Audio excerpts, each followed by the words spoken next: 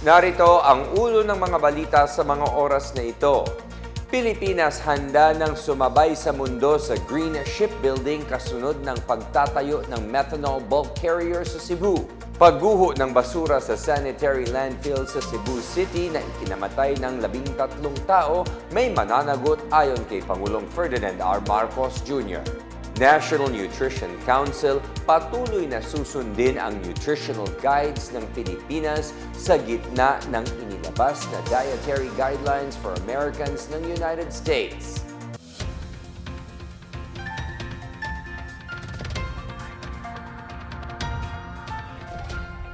Ako si William Theo para sa PNA Headlines.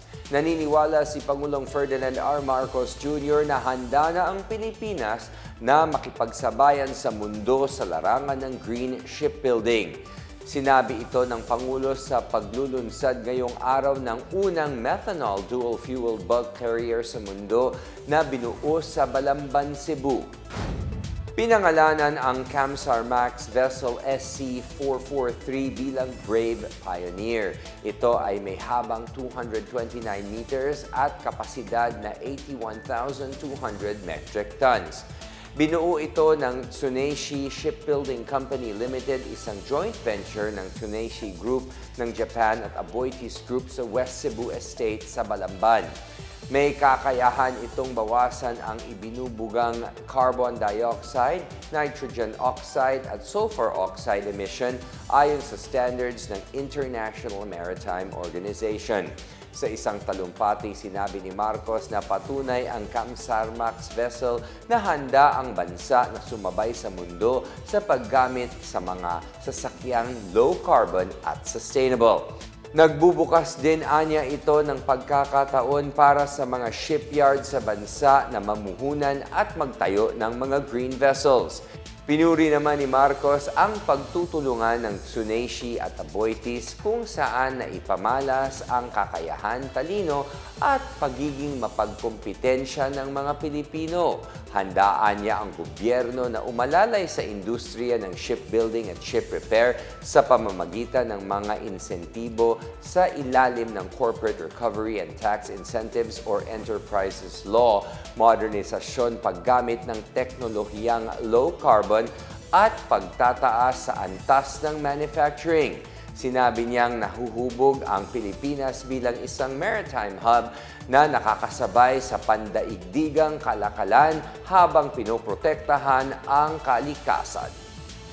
Samantala, nangako si Pangulong Ferdinand R. Marcos Jr. na may mananagot sa pagguho ng bundok ng basura sa Binaliw Landfill sa Cebu City. Sa ginanap na naming and delivery ceremony ng methanol-powered Kamsar Max bulk carrier sa bayan ng Balamban, nagpaabot si Marcos ng pakikiramay sa mga namatayan at iba pang biktima ng trahedya. Nangako rin siya na mag-aabot ng tulong ang gobyerno sa mga naapektuhang residente tulad ng burial assistance at iba pang ayuda. Patuloy din anya ang rescue operations para hanapin ang mga nawawala. Gumuho ang sanitary landfill sa barangay Binaliw sa Cebu City noong ika-8 ng Enero. 13 ang kumpirmadong nasawi sa insidente habang mahigit 20 ang nawawala pa rin. Naglabas ang Department of Environment and Natural Resources or DENR ng cease and desist order laban sa Prime Integrated Waste Solutions, ang operator ng landfill, habang iniimbestigahan ang insidente. Idineklara naman ng lokal na pamahalaan ng Cebu City ang January 16 bilang araw ng pagluluksa.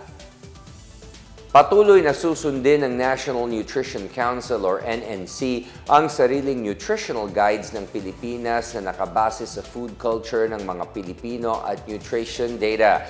Ito'y sa gitna ng inilabas na Dietary Guidelines for Americans 2025 to 2030 ng United States Department of Health and Human Services at ng Department of Agriculture nito.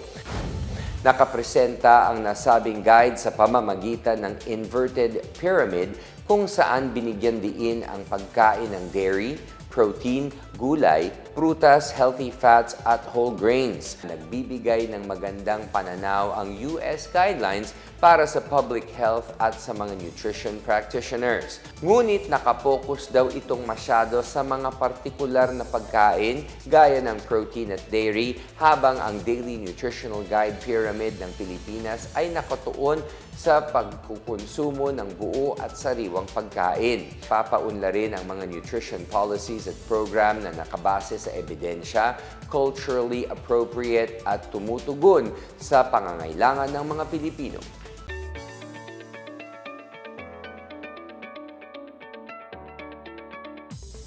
At sa balitang pangkalakalan, mapapalakas ng 500 million pesos na halaga ng cold storage facility sa Camarines Sur ang seguridad sa pagkain sa Bicol Region ayon sa Department of Agriculture or DA. Sa isang pahayag noong Miyerkules, kasunod ng ginawang inspeksyon sa pasilidad, sinabi ni DA Secretary Francisco Q. Laurel Jr. na makakatulong ito sa pagpapalakas ng kita ng mga magsasaka at paghihikayat ng mga mamumuhunan. Kasama sa cold storage facility ang 6 ng mga refrigerated warehouse na may pinagsama-samang 2,688 na pallet. Mayroon din itong blast freezer, mga processing at packing area at isang solar power system upang matiyak ang epektibong operasyon at mababang konsumo sa kuryente. Kaya nitong mag-imbak ng nasa 4,600 metric tons ng karne or 3,000 metric tons ng gulay. Ayon kay Camarines Sur Governor Luis Raymond Villafuerte Jr., hindi lang ang kanilang lugar ang makikinabang sa pasilidad, kundi maging ang buong Bicol Region, Visayas at maging ang Mindanao. Samantala, inilunsad ng Bureau of Jail Management and Penology or BJMP, Odiongan District Jail ang Batch 2 ng kanilang tile setting training para sa mga persons deprived of liberty or PDLs. Nagsimula ang nasabing training noong December 19, 2025 na layuning turuan ang mga PDL ng mga practical skills na susuporta sa kanilang kabuhayan at rehabilitation.